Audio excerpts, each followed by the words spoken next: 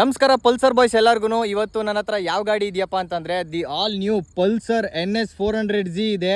ಆದ್ರೆ ಇದರಲ್ಲಿ ಓಡ್ತಾ ಇರೋದು ಇವಾಗ 349cc ಇಂಜಿನ್. ಸೇಮ್ ಟ್ರಯಂಫ್ ಮತ್ತೆ KTM ಅವರು ಯಾವ ಚೇಂಜಸ್ ಮಾಡಿ ಬಿಟ್ಟಿದ್ರು, ಬೋರ್ ಸೈಜ್ ನ ಹಾಗೆ ಇಟ್ಕೊಂಡು ಸ್ಟ್ರೋಕ್ ನ ಮಾತ್ರ ಚೇಂಜ್ ಮಾಡಿ ಅದೇ ಚೇಂಜಸ್ ಮಾಡಿ ಬಜಾಜ್ ಅವರು ಕೂಡ NS400Z ಬಿಟ್ಟಿದ್ದಾರೆ. ಸ್ಟ್ರೋಕ್ ಮಾತ್ರ 60 mm ಇದ್ದ ಸ್ಟ್ರೋಕ್ 56.1 mm ಸ್ಟ್ರೋಕ್ ಮಾಡಿದ್ದಾರೆ. ಇನ್ನು ಪವರ್ ಫಿಗರ್ಸ್ ಅಂತ ಬಂದ್ರೆ 43 PS ಪವರ್ ಇದ್ದಿದ್ದ ಗಾಡಿನ 40.6 PS ಪವರ್ ಮಾಡಿದ್ದಾರೆ. ಅದ್ರ ಜೊತೆಗೆ 35 Nm ಟಾರ್ಕ್ ಇದ್ದಿದ್ದು 33.2 Nm ಟಾರ್ಕ್ ಮಾಡಿದ್ದಾರೆ. ಅದು ಬಿಟ್ರೆ ಇನ್ನೆಲ್ಲ ಸೇಮ್ ಮೀಟರ್ ಕನ್ಸೋಲ್ ಆಗ್ಲಿ, ಅದ್ರಲ್ಲಿ ಕೊಟ್ಟಿರೋ ಇನ್ಫಾರ್ಮೇಶನ್ ಆಗ್ಲಿ, ರೈಡಿಂಗ್ ಮೋಡ್ಸ್ ಆಗ್ಲಿ, ಗಾಡಿ ಗ್ರಾಫಿಕ್ಸ್ ಆಗ್ಲಿ, ಟ್ಯಾಂಕ್ ಕೆಪಾಸಿಟಿ ಆಗ್ಲಿ, ಟೈರ್ಸ್ ಆಗ್ಲಿ, ಮಿರರ್ಸ್ ಆಗ್ಲಿ, ಹೆಡ್ಲೈಟ್ ಆಗ್ಲಿ, ಇನ್ನೆಲ್ಲ ಸೇಮ್ ಗುರು ಗಾಡಿಲಿರೋದು. ಬ್ರೇಕಿಂಗು, USD ಫೋಕ್ಸು ಇನ್ನೆಲ್ಲ ಸೇಮ್ ಇದೆ ಗಾಡಿಲಿ. ಗಾಡಿ ರೇಟ್ ಏನಪ್ಪಾ ಅಂತಂದ್ರೆ 24,500 ಕಮ್ಮಿ ಆಗ್ತಿದೆ ನಿಮ್ಗೆ.